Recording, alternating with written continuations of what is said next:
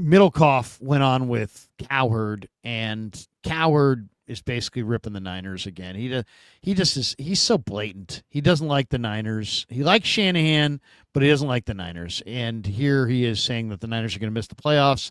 Middlecoff disagrees, and we can comment. Going to like this. Number 2 is Niners miss the playoffs.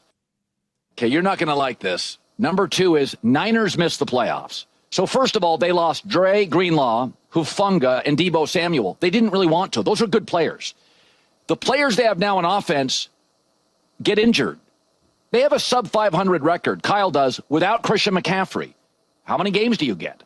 They're a sprained knee on Trent Williams at left tackle from having a bad offensive line. Again, McCaffrey coming off an injured season. They were 6-11 last year. I think Seattle's got an excellent roster. That Rams defense only getting better. And I think the Arizona guy can coach. I don't know how great they are, but they're going to upset, including the Rams. They're going to get some upsets next year.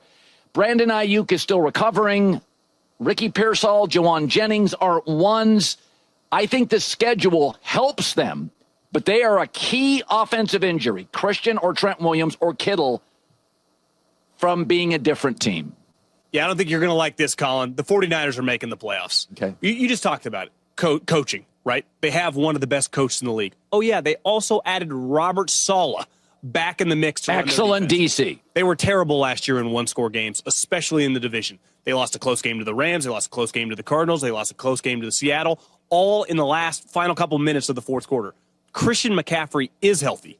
Kyle just said it a couple weeks ago. He's full go. Trent Williams, healthy. They have been a lot like an NBA team. They've been making these deep runs, and they just ran out of juice last year. It happens. Well, last year, they've been off since January 1st, so you get extra rest. I think Brock Purdy is going to have a big year. I think Kyle has a lot to prove, and I just think based on the schedule, I don't think it's inconceivable they get 10, 11 wins. All right, there you go. So two guys who don't see it the same way. And then, of course, Niner fans in the chat saying, John Middlecoff is solid. I love Middlecoff. I think he's one of the top NFL podcasters out there right now. Oh, he's good. He's good. But, I mean, it's hilarious. If Middlecoff had been like, they're not making the playoffs, and Cowherd was saying, hey, they are, probably John wouldn't get that love there.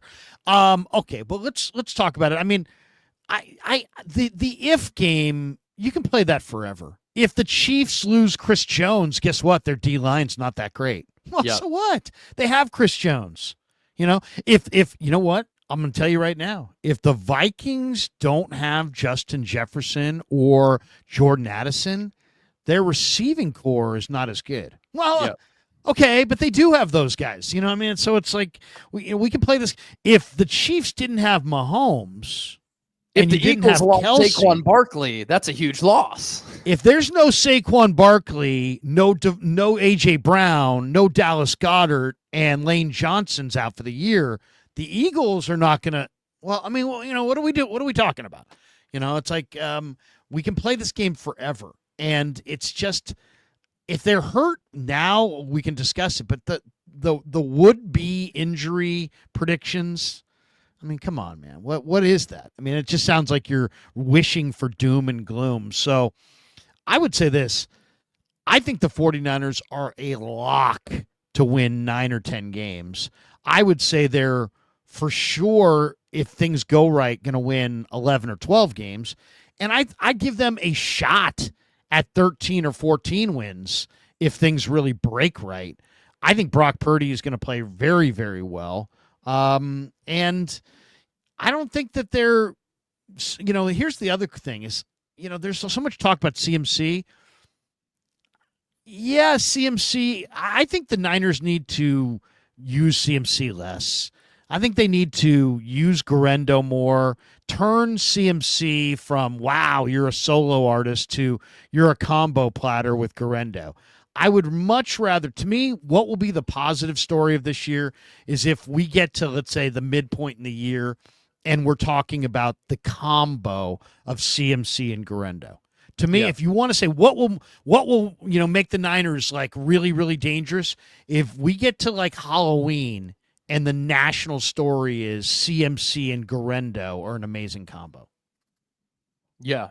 So let's just like dissect both what Cowherd and Middlecoff said. And it's funny because Cowherd's a Pacific Northwest guy. He grew up as a Seahawks fan, and Middlecoff is from the Bay Area. He grew up a Niner fan and was on the radio in the San Francisco area, and then did that podcast with Guy Haberman for a long time. So he has some Niner ties, and he's been around the building a lot.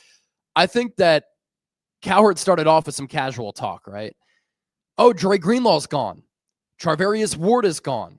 Talanoa Hufanga, he also signed with the Broncos. He got paid. Aaron Banks is gone. Deebo Samuel, he got traded to the Commanders. Outside of Aaron Banks, a lot of those players were hurt last year, and they barely played. In the case of Deebo, he just wasn't the same impactful player. He looked lost mentally, didn't have confidence, looked slow and out of shape. And so it's not like the Niners lost a bunch of guys who either were high-level players last year and started every game. A lot of the players who have moved on, Mooney Ward included, they missed a lot of time, they were hurt, or they didn't play well. And so I don't think the Niners are going to be crushed with having to replace those players. In the draft, they address the defensive side of the ball. Are they going to be younger on defense, more inexperienced? No doubt about it. But I also think that they upgraded on defense if these rookies pan out. I think they're bigger, faster, stronger, more physical, more athletic on the defensive side of the ball. And the addition of Robert Saleh is one of the biggest additions for any team in the NFL this offseason. I'm talking free agency, draft, trades, and coaching hirings. As for Trent Williams and Christian McCaffrey, them getting hurt, would it hurt the Niners? No doubt about it, especially Trent Williams. If he goes down, who's going to be the left tackle? Austin Pleasance, who I know had a good spring, Andre Dillard. That's a question mark there. And he's one of the players on this Niners team they can most ill afford to lose. Christian McCaffrey, if he got hurt, I like the potential of Isaac Guerendo. You took Jordan James in the 5th round. Kyle Shanahan's always been able to make it work, regardless of which running back is back there. This offense has always been very productive in being one of the top rushing offenses in the NFL.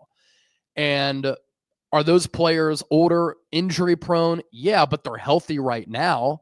Cowherd also talked about the division. This division is wide open.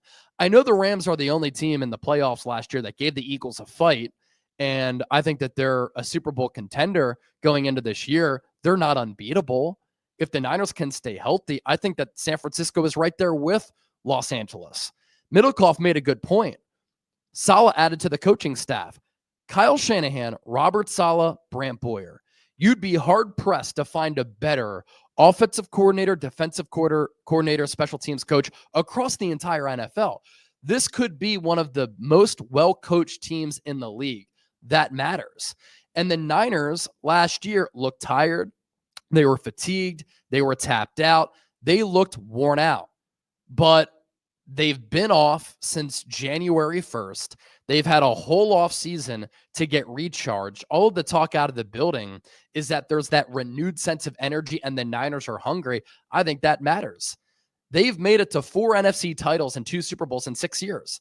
That's a lot of football with shorter off seasons with an older team. Now that they've had a full off season, I think that mentally that's going to help them. Physically, it's going to help them. They were the number 2 most injured offense in the NFL last year. I don't think that injury misfortune hurts them again.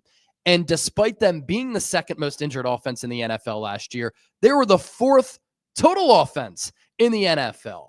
And I do think that Brock Purdy and Kyle Shanahan have a lot to prove. So this easy schedule matters. There's some cupcake games on there. I think the Niners can reverse that record and go from 6-11 to 11-6. I disagree with Cowherd. No, I mean, first of all, anybody who covered the 49ers last year, they just ran into too much adversity. The offseason was too short. The losing the 2nd Super Bowl to the Chiefs was an emotional thing.